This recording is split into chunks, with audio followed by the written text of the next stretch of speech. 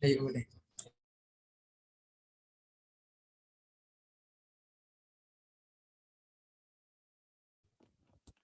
Assalamualaikum warahmatullahi wabarakatuh.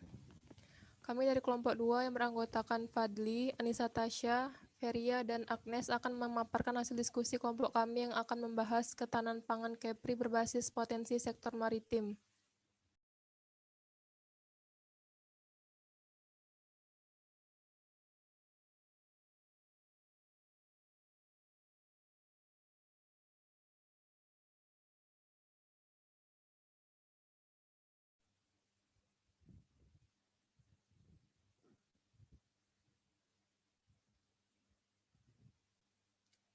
Satu, perspektif ketahanan pangan. Pengertian ketahanan pangan tidak lepas dari Undang-Undang Nomor 18 Tahun 2012 tentang pangan. Disebutkan dalam undang-undang tersebut bahwa ketahanan pangan adalah kondisi terpenuhinya pangan bagi negara sampai dengan perseorangan, yang tercermin dari ketersediaannya pangan yang cukup, baik jumlah maupun mutunya, aman, beragam, bergizi, merata, dan terjangkau, serta tidak bertentangan dengan agama, keyakinan, dan budaya masyarakat, untuk dapat hidup sehat, aktif, dan produktif secara berkelanjutan. Definisi ketahanan pangan dalam Undang-Undang Nomor 18 Tahun 2012 di atas merupakan penyempurnaan dan pengkayaan cangkupan dari definisi dalam Undang-Undang Nomor 7 Tahun 1996 yang memasukkan perorangan dan sesuai keyakinan agama serta budaya bangsa. Definisi Undang-Undang Nomor 18 Tahun 2012 secara substantif sejalan dengan definisi ketahanan pangan dari Food and Agriculture Organization atau FAO yang menyatakan bahwa ketahanan pangan sebagai suatu kondisi di mana setiap orang sepanjang waktu, baik fisik maupun ekonomi, memiliki akses terhadap pangan yang cukup, aman, dan bergizi untuk memenuhi kebutuhan gizi sehari-hari sesuai preferensinya.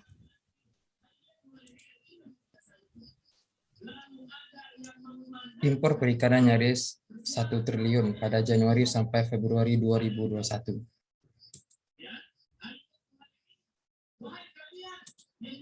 Kementerian Kelautan dan KKP mengungkap impor produk perikanan mencapai 42.079 ton dengan nilai 65,34 US dollar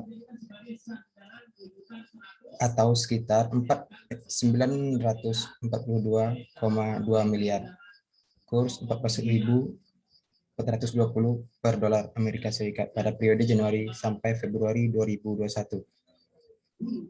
Impor didominasi oleh komoditas tepung dengan volume impor sebesar 24.465 ton atau setara 50,1% dari total ekspor. Nilainya sebesar 16,94 juta US dollar.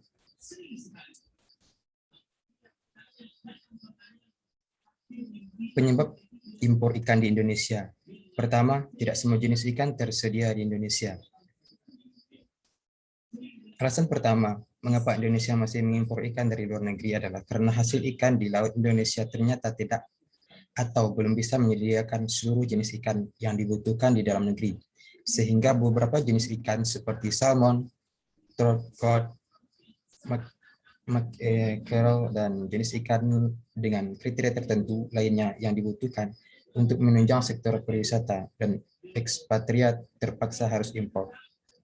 Namun, yang menjadi prioritas impor adalah beberapa jenis ikan tersebut. Untuk mengimpornya pun harus disertai rekomendasi dari Kementerian Perdagangan dan Kementerian Perindustrian Indonesia untuk bahan baku dan pangan penolong industri, serta rekomendasi dari Kementerian Kelautan dan Perikanan untuk selain bahan baku dan bahan penolong industri. Kemudian kedua, aturan mengenai alat tangkap ikan. Alasan lainnya adalah terkait regulasi mengenai alat tangkap ikan yang diberlakukan pemerintah Indonesia. Saat ini masih banyak nelayan Indonesia yang masih menggunakan alat tangkap ikan yang tidak ramah lingkungan. Salah satunya adalah cantrang. Alat tangkap tersebut diketahui dapat merusak ekosistem menurut data WWF atau dari keseluruhan tangkapan ikan menggunakan cantrang sebenarnya tidak efektif sehingga hanya 40% tangkapan yang digunakan. Sisanya adalah tangkapan sampingan. Kemudian yang ketiga, kapasitas alat dan logistik. Kapasitas alat dan logistik masih berkaitan dengan poin sebelumnya, yakni mengenai masalah alat. Meski alat tangkap ikan sudah ramah lingkungan, namun jika alat lainnya kurang memadai pun tangkapan menjadi berkurang. Jumlah alat tangkap ikan, kapal tempat penyimpanan, serta sarana dan prasarana produksi ikan sampai ke tingkat distribusi harus memadai untuk menunjang hasil tangkapan ikan yang baik dan berkualitas. Jika semua itu kurang memadai, maka dampaknya adalah hasil tangkapan ikan menjadi berkurang. Dan itulah yang masih terjadi di Indonesia saat ini. Kemudian keempat, kondisi musim. Faktor lainnya yang menyebabkan Indonesia berkurang pasokan ikan dalam negeri dan terpaksa untuk mengimpor dari luar negeri adalah karena faktor musim. Misal seperti nelayan di Kabupaten Kendal yang hasil tangkapan ikan turun akibat terkena dampak masa penceklik.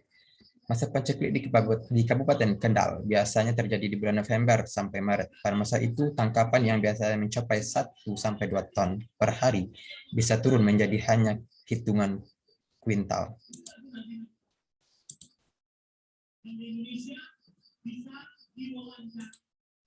Guru Besar Fakultas Pertanian, Institut Pertanian Bogor, sekaligus pengamat pertanian Dwi Andrea Santosa mengungkap indeks ketahanan pangan Indonesia terus mengalami peningkatan. Pada tahun 2015, indeks ketahanan pangan Indonesia berada di ranking ke-6 dari 113 negara dan naik jadi ke-62 di tahun 2019. Namun, kata Andreas, sangat disayangkan peningkatan ini karena Indonesia marak melakukan impor ketahanan pangan. Indonesia terlihat tidak memedulikan dari mana pangan tersebut berasal. Dengan demikian,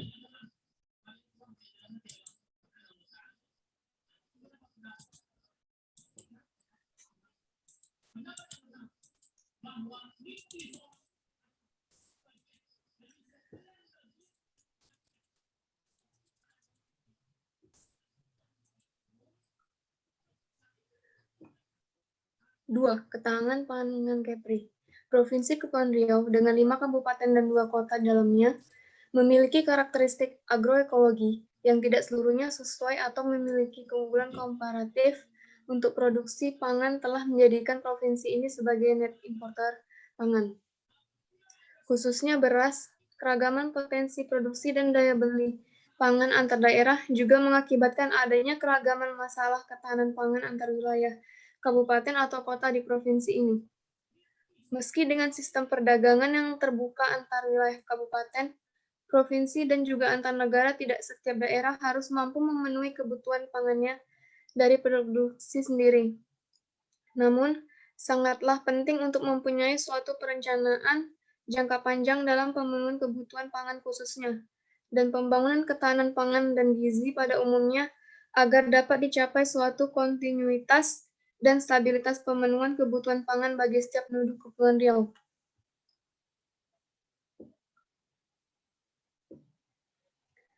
Dalam mewujudkan ketahanan pangan, pemerintah daerah Provinsi Kepulauan Riau menghadapi berbagai kendala dan tantangan. 1. Laju pertumbuhan penduduk Provinsi Kepulauan Riau yang relatif tinggi berimplikasi pada tingginya laju kebutuhan pangan. Sementara produksi dan laju produksi pangan setempat relatif lebih rendah sehingga terjadi kesenjangan antara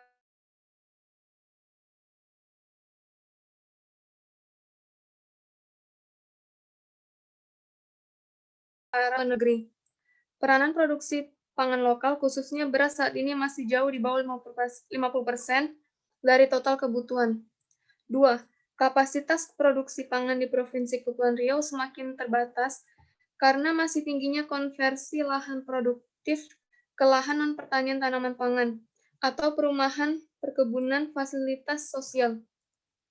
Kecilnya skala usaha pertanian tanaman pangan, perikanan, maupun peternakan sehingga hasilnya tidak mampu mensejahterakan petani dan berakibat pada kurangnya investasi untuk peningkatan produksi. Terbatasnya teknologi tepat guna yang dapat diakses oleh petani, kurangnya bimbingan kepada petani karena tidak difungsinya institusi penyuluhan pertanian secara optimal seperti pada masa lalu, jenis tanah yang didominasi oleh tanah merah yang hanya dapat ditanami oleh tanaman tertentu. Terbatasnya jumlah air untuk pertanian dan sistem pengairan yang sebagian besar masih pada hujan. 3. Kurang berkembangnya areal pertanian, pangan atau tanaman pangan, perikanan dan peternakan, baik sebagai akibat kurangnya investasi ke arah itu atau kompetisi dengan areal perkebunan sawit maupun masih tingginya konversi lahan pertanian ke lahan non-pertanian, memerlukan suatu rencana tata ruang wilayah yang mantap guna menetapkan alokasi lahan pertanian. Alokasi lahan pertanian ini perlu didukung dengan peraturan daerah guna mencegah dan mengendalikan alih fungsi lahan dalam rangka pemantapan ketahanan pangan dan tata ruang wilayah. 4. Tingkat ketergantungan pangan pada pasokan luar daerah yang tinggi memungkinkan terjadinya kerawanan pangan apabila tidak diimbangi dengan implementasi sistem kewaspadaan pangan dan gizi yang baik dan tepat waktu, dukungan prasarana dan sarana transportasi, dan pegudangan yang memadai yang memungkinkan mobilisasi pangan antar kabupaten atau kota, dan antar waktu untuk menjamin stabilitas harga dan akses pangan bagi yang membutuhkan. 5. Rataan konsumsi pangan yang masih belum memenuhi norma gizi seimbang atau PPH. Dengan tingkat ketergantungan yang tinggi terhadap beras, konsumsi minyak dan lemak serta gula yang berlebih, serta di sisi lain kontribusi pangan hewani, sayuran dan buah, kacang-kacangan serta umbi-umbian masih jauh dari norma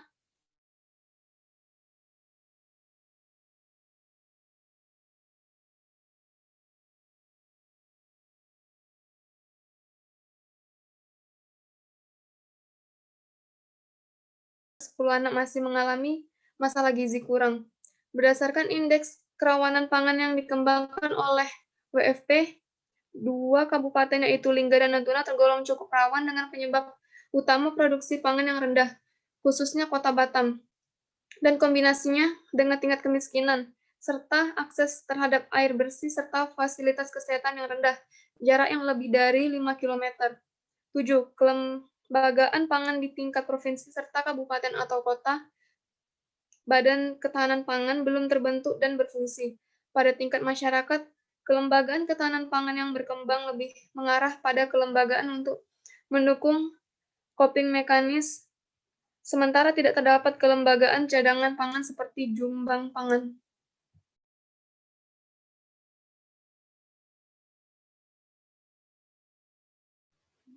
Ketiga, potensi sektor maritim dalam mendukung ketahanan pangan di Kepri. Indonesia merupakan negara kepulauan terbesar di dunia, dengan jumlah pulau di Indonesia kurang lebih 17.504, dan yang sudah dibakukan dan didaftarkan ke PBB sejumlah 16.671 pulau. Luas perairan Indonesia adalah 6,4 juta kilometer persegi, yang terdiri dari luas laut teritorial 0,29 juta kilometer persegi, luas perairan pedalaman dan perairan kepulauan 3,11 juta kilometer persegi, dan luas zona ekonomi eksklusif Indonesia 3 juta kilometer persegi. Selain itu, Indonesia memiliki luas zona tambahan perairan 0,27 juta kilometer persegi. Luas landasan kontinen 2,8 juta kilometer persegi, dan panjang garis pantai 108.000 kilometer.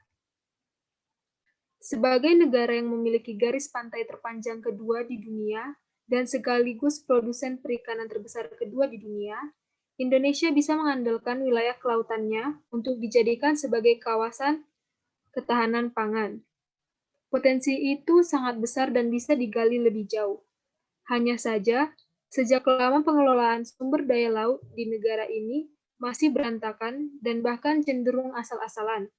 Ironisnya, sebagai negara maritim dan agraris tropis terbesar di dunia, dengan lahan daratan dan laut yang subur, sampai sekarang Indonesia masih belum mandiri dalam memenuhi kebutuhan pangannya.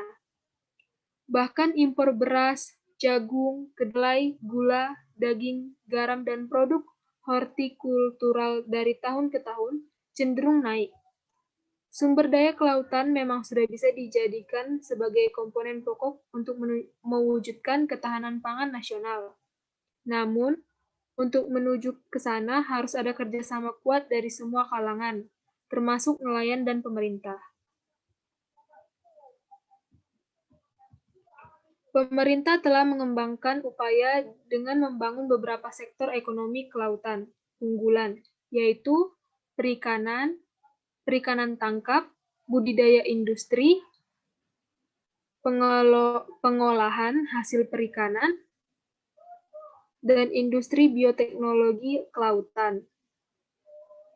Di Provinsi Kepulauan Riau juga terdapat 4 potensi kemaritiman. 4 potensi maritim tersebut adalah sumber daya kelautan dan perikanan, jasa transportasi pelayaran dan perdagangan, wisata bahari atau maritim, dan energi berkelanjutan.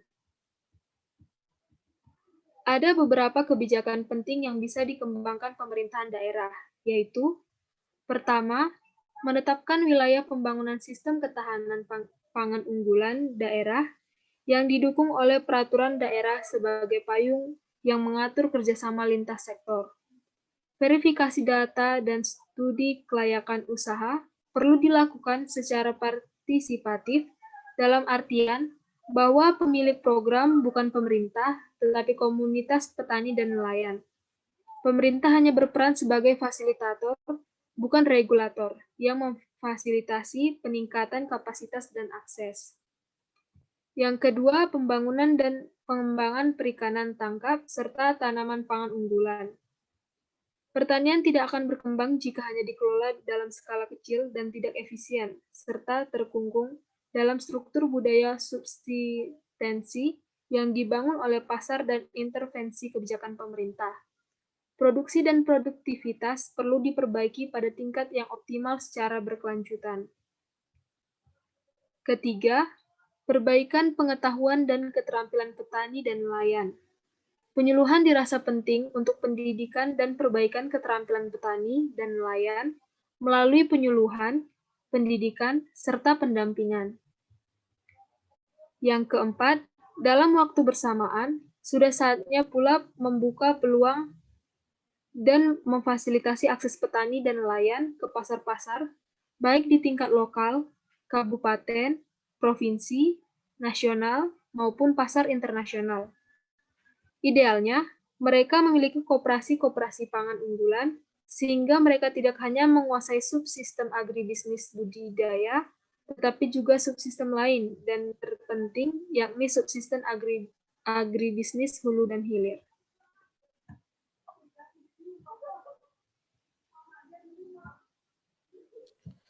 Baiklah, sekian hasil diskusi kelompok kami tentang ketahanan pangan KEPRI berbasis potensi sektor maritim.